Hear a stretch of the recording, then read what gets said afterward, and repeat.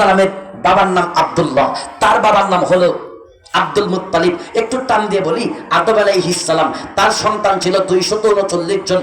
239 নম্বর সন্তানটার নাম ছিল হযরত শীশ আলাইহিস সালাম। তার ছেলের নাম ইয়ালব, তার ছেলের নাম ইয়ারব, তার ছেলের নাম মেলাই, তার ছেলের নাম কেনান, তার ছেলে ইদ্রিস আলাইহিস সালাম, তার ছেলে লামকনেক নূহ, তার ছেলে নূহ মুতাওয়াশশিহ, তার ছেলে লামকনেক নূহ, তার ছেলে নূহ আলাইহিস সালাম। তার আবার 6টা সন্তান। এই 6 মধ্যে একটা 6টা, এক তাফসীরে 4টা, আরেক তাফসীরে 5টা, আরেক তাফসীরে 6টা। যেই তাফসীরে 4টা আসছে, একজনের নাম হাম, আরেকজন সাম, আরেকজন ইয়াফস, আরেকজন কেনান। যেই তাফসীরে 5টা, এই 4 জনের সাথে আরেকজন অ্যাড করে, নাম হলো রুম। এই রুম লোকটা বাস করতো ইতালির রাজধানীতে, এই জন্য তার নামে নামে ইতালির রাজধানী আজকে বাপজান রুম হয়ে বাসছে। এই যে রুম।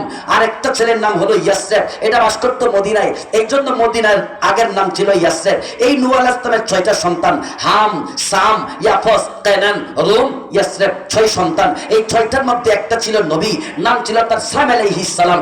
সাম আলাইহিস সালামের ছেলের নাম জুল আব্দ, তার ছেলের নাম সালেহ আলাইহিস সালাম, তার ছেলের নাম তাতা, তার ছেলের নাম ওয়াবা, তার ছেলের নাম তারুখ, তার ছেলের নাম নাকুর, তার ছেলে তারেখ, তার ছেলে ইব্রাহিম আলাইহিস সালাম, তার ছেলে ইসমাইল আলাইহিস সালাম, তার ছেলে কেদার, তার ছেলে আবহাম, তার ছেলে হামল, তার ছেলে সাবেত, তার ছেলে সুলেমান, তার ছেলে আলিয়াসা, তার ছেলে আলিয়াতা, তার ছেলে ওদ, তার ছেলে ওয়াব্বা, তার ছেলে আদনান, তার ছেলে মাআদ, তার ছেলে নাদর, তার ছেলে মুদর, তার ছেলে খুজা।